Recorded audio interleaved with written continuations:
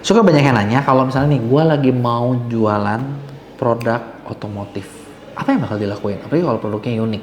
Nah hari ini gue mau coba nih ya, kita lihat, gue lihat ada satu toko yang unik, dan kalau misalnya gue jadi yang punya tokonya, apa yang bakal gue lakuin? Gitu ya, coba deh lihat kalau misalnya ini bisa nggak lu terapin cara gue diterapin di bisnis kalian. Oke, jadi produk yang kita punya pertama adalah ini nih, otomotif mangkok ganda. Sebenarnya aneh, unik ya, ini unik loh, jujur ini salah satu yang unik, gue nggak pernah tahu. Mungkin karena gue bukan anak motor kali ya, mungkin karena gue bukan anak motor jadi gue nggak tahu. Produknya ada 144, performa cat 83%. Nah ini menurut gue masih bisa ditingkatin banget. Kenapa? Karena dengan performa cat 83% artinya banyak cat yang hilang, dan masalahnya adalah orang Indonesia itu kalau nanya itu harus cat dulu. Bener nggak? Sering ngechat dulu, nggak langsung order. Ya kenapa? Karena gini, sebenarnya fair ngomong kenapa harus nanya adalah ya sering banget seller di Indonesia itu ketika di order langsung atau barangnya nggak ada. Makanya chat itu jadi jurus. Pengikut 20.000, penilaian 4,6 ribu, udah gabung 6 tahun gitu ya. Nah produknya seperti ini, kita bakal lihat langsung di produk terlarisnya. Namanya adalah mangkok ganda racing V3 High Performance Mangkok Ganda Custom Cartel Motomatic. Ini pertama dilihat dari judul ya. Judul ini mangkok ganda ini gue rasa pencariannya mungkin nggak terlalu banyak. Gue nggak tahu nih, coba kita lihat pencariannya banyak nggak ya. Mangkok ganda racing. Oke, pencariannya adalah 800. Mangkok ganda doang ya. Kompas dan mangkok ganda 400, kartel mangkok ganda 1000, mangkok ganda 24.000. Mangkok ganda ini sebenarnya buat apa sih? Lumayan juga ya berarti ya, 24.000 loh untuk barang-barang racing ya. Dan yang gue tau kalau barang racing itu ya maksudnya closing rate itu cukup tinggi, karena kita pernah ngerjain beberapa toko dan barang racing itu lumayan otomotif, karena kayak orang yang nyari dikit tapi orang yang nyari itu pasti beli gitu. Jarang yang ini karena pasarnya spesifik banget. Nah judulnya ini judulnya dia mencari keyword udah pasti gitu kan. Nah cuman mungkin yang bisa dipilih adalah ini jangan ada pengulangan, karena jadi apa yang namanya ya, disebutnya itu spamming keyword gitu ya. Jadi mangkok ganda sebenarnya sekali aja. Mungkin kalau misalnya gue cari lagi, gue bakal riset keywordnya lebih ini, karena mangkok ganda tinggi, mangkok ganda racing nggak tinggi, mangkok ganda apa tuh tadi namanya custom kali ya, mangkok ganda custom. Mangkok ganda custom malah lebih tinggi dari racing. Mangkok ganda kartel. Nah ini adalah urutan 5.000, ini malah lebih tinggi. Ini adalah urutan yang keyword yang mungkin bisa di ini. Tapi gue nggak akan ganti judul langsung, karena kalau gue ganti itu beresiko gitu ya. Terus judul barang. Nah ini tuh tampak kiri, tampak kanan, tampak depan.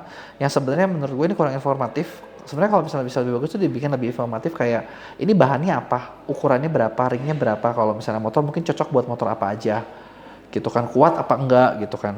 Mungkin itu sih yang di ini yang bakal dilihat. Nah variasinya banyak, ini main variasi ini cakep. Kenapa? Karena dengan pakai variasi ini bakal apa ya, bakal bikin orang itu kan ya motornya macam-macam tapi satu SKU, jadi menggabungkan di satu SKU. Ini nice gitu. Nah terus ini deskripsi produk. Oh, deskripsi produk mungkin bisa lebih dijelasin mangkok ganda ini manfaatnya buat apa. Kecuali memang orangnya udah pada tahu. Jujur gue belum tahu, jadi gue butuh diinformasi kalau misalnya ini gitu ya. Manfaatnya apa dijelasin di sini.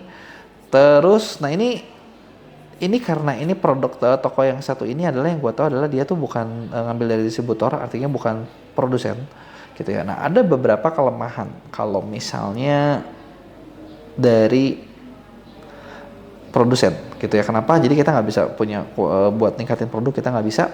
Terus kedua, kalau misalnya dari distributor itu kan kita bakal punya cukup banyak kompetitor yang ujung-ujungnya perang harga gitu. Kecuali kalau misalnya kita ngambil kayak contoh pasar spesifik gitu, kayak contoh gini, oh gue di Bandung nih, orang kan mungkin males buat cari yang jauh, ya udah kalau yang di Bandung beli ke gue aja gitu, kurang lebih kayak gitu. Itu bisa ini ya, bisa buat ngambil titik lokasi ya. Karena sebenarnya gini, kan jualan online itu ada plus minusnya. Plus minusnya adalah ketika kita online kita bisa ngambil pasar se Indonesia, Minusnya adalah kita juga bersaing dengan semua pedagang se-Indonesia. Karena itu adalah plus minus, jadi kita perlu punya USP. Nah, kalau misalnya produknya ini adalah kita ngambil dari orang, artinya kan perlu apa ya? Kita perlu punya kelebihan khusus yang nggak dimiliki sama orang lain, gitu kan. Nah, ini bakal bisa lebih banyak ngebantu gitu ya. Ini adalah dari ininya gitu ya. Nah, terus perbaikan apa nih yang bakal gue lakuin kalau dari sini? Gue bakal otak-atik gambar sedikit. Judul nggak akan langsung, tapi bakal bertahap di produk yang mungkin nggak terlalu penjualannya tinggi supaya nggak kehilangan resiko posisi utama. Tapi kalau pencarian di sini kan ada ini ya, udah lumayan terjualnya, udah ada beberapa yang lumayan gitu kan. Nah, yang berikutnya yang bakal dikerjain adalah selain dari situ adalah ngeliat, gue bakal ngukur setiap konversi dari setiap produk. Jadi kayak gini, ini produk-produk udah kelihatan nih, ada yang terjual 1000, berapa, gue bakal lihat nih, produk mana yang konversinya bagus. Konversi-konversi bagus ini bakal gue petakan karena ini bakal ngaruh ke strategi buat ningkatin penjualan. Nah, kalau misalnya gue bakal ningkatin toko ini ada sebenarnya gini, ingat jalan Shopee itu ada 5. Kita bisa pakai 5-5-nya. Yang pertama bisa pakai search, yang paling utama di Shopee. Kedua bisa pakai Shopee video. Yang ketiga bisa pakai live. Yang keempat bisa pakai affiliate. Yang kelima bisa pakai ads. Kalau di toko kayak gini yang bakal diterapin adalah search pasti wajib dilihat, dicari keyword-keyword mana yang bakal menghasilkan. Nah, caranya ini bener-bener dengan cara dilihat dulu di bagian seller center Shopee, bagian iklan, terus udah gitu dilihat keyword mana yang bagus, terus dilihat kita muncul apa enggak. Itu yang bakal dilakuin. Gitu. Karena dengan kayak gitu kita tahu nih, posisinya nongol nggak? Nongol dulu aja deh gitu kan, nggak usah jauh-jauh kayak langsung penjualan banyak. Nongol apa enggak, berapa trafficnya, berapa conversion rate-nya. Dengan kayak gitu kita tahu, ibarat gini deh, kayak kalau mau mancing tahu nih, ini kolam wangi, ini kolam seret, ini kolam bau gitu kan. Dengan kita tahu dong, kita nanti bakal harus siapin budget di mana. Nah, ini yang butuh di riset. Gitu. Itu kalau mau main search. Yang kedua, Shopee video mungkin cukup bagus karena ini kan, ini gue nggak tapi nggak tahu ya orang lain banyak nggak apa enggak. Terus udah gitu live streaming kayaknya nggak akan terlalu efektif di sini karena kalau live berarti orang cuma bakal nyari diskonan. Keempat, affiliate mungkin bisa mungkin enggak gitu ya, mungkin bisa mungkin enggak karena ini spesifik banget gitu ya. Tapi kalau misalnya dicari yang bahas otomotif boleh dicobain gitu ya, boleh dicoba dan nanti dilihat, dites dan ukur. Yang kelima adalah iklan. Nah, gue mungkin bakal banyak main di search dan iklan. 2 traffic ini nih yang bakal dimaksimalin karena kayaknya nyawanya bakal di sini bakal kencang gitu. Nah, gue pengen tahu nih kalau menurut kalian cara ini bisa nggak dipakai di toko kalian? Terus kalau toko kalian sendiri gimana? Ada yang mau didampingin kayak gini?